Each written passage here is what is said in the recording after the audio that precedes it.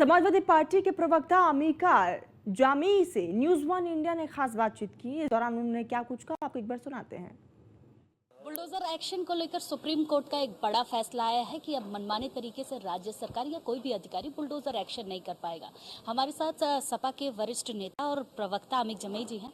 जिस तरीके से बुलडोजर एक्शन पर फैसला आया, आप क्या कहें? देखिए, सर्वोच्च न्यायालय से पूरे देश के लोगों को इसी बात की उम्मीद थी।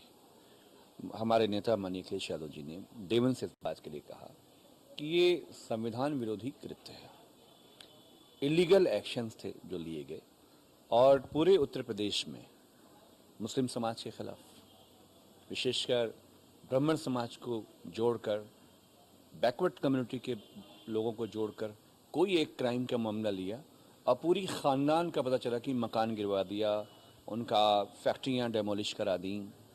तो ये तो इलीगल था ही। और सर्वोच्च न्यायालय से पूरे देश की जनता को, हम लोगों को इसी बात की उम्मीद थी। कल अखिलेश जी ने भी इस बात को कहा कि उनको अगर उम्मीद है तो सिर्फ अदालत में उम्मीद है।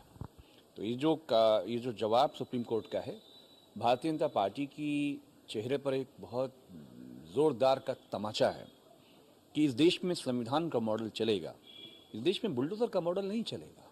अच्छा, बीजेपी के लोग भी इस चीज़ का फैसले का स्वागत कर रहे हैं। वो साफ कह रहे हैं कि हम तो वही चीज़ें कर रहे थे, सुप्रीम कोर्ट का जो फैसला आया है ये हम पालन बहुत पहले से भी कर रहे हैं। देखिए, तो पालन कर रहे हैं तो जो 25-25 लाख रुपए कंपनसेशन जो आपको दिया है और निर्देश दिया है कि आपको देना पड़ेगा, उसकी शुरुआत कराइए।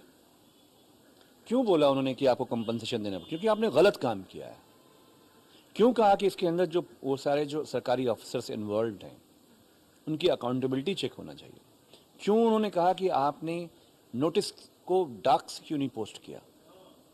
नोटिस आपने बैड डेट में एक दिन पहले चिपकाया, अगले दिन आपने डेमोलिश कर दिया। तो भारतीय जनता पार्टी अगर खुश हो रही है तो उनके लोगों को बताना पड़ेगा कि 25-25 लाख रुपए का जो कॉम्पनसेशन करने को उन्होंने क्यों बोला है। क्योंकि आप गलत थे, आपने गलत तरीके से पूरे उत्तर प्रदेश में बुलडोजर की कार्रवाइयाँ करी हैं। और जो सरकारी संपत्तियों पे जो लोग काबिज हैं, वो एक रेगुलर काम हमेशा हर सरकारों में रहा है। उसमें मुख्यमंत्री जी कोई भी रहे हों, बहन मायावती जी रही हों, माननीय अखिलेश यादव जी रहे हों, उसमें कोई रोजाना फाइल लेके नहीं बैठता है। भाजपा के नेता की कौन फाइल है, सपा के नेता, बसपा के नेता की कौन सी फाइल है। लेकिन ये मुख्यमंत्री हमारे आदरणीय योगी आदित्यनाथ जी जो रोजाना मुसलमानों की फाइल लेके बैठते हैं, ऐसे ब्राह्मणों की फाइल लेके बैठते हैं, कहाँ पे डेमोलिशन होगा, और क्या कहते हैं कि नक्शा अप्रूव्ड नहीं है। तो नक्शा अप्रूवल का जो पूरा जिम्मेदारी है वो मुसलमानों पे, ब्राह्मणों पे ही है। अगर आप लखनऊ के मानचित्र पे आ जाएंगे तो आधा लखनऊ बचेगा नहीं। लेकिन जहां आप लोगों को कमज़ोर पाते हैं, आप उनको मकानों को बुलडोज करना।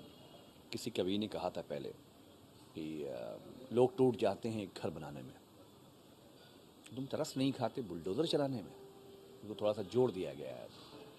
तो ये जो कार्रवाइयाँ हैं बहुत शर्मनाक थी और सुप्रीम कोर्ट से फैसले के बाद जो विक्टिम्स हैं, जिनके जो बेघर हो गए, उन्हें उम्मीद है कि अब कॉम्पनसेशन सरकार 25-25 लाख रुपए देना की शुरुआत करेगी। तो उन्हें कुछ न्याय की जो है उम्मीद एक बधी है। बुलडोजर एक्शन को लेकर सुप्रीम कोर्ट का एक बड़ा फैसला है।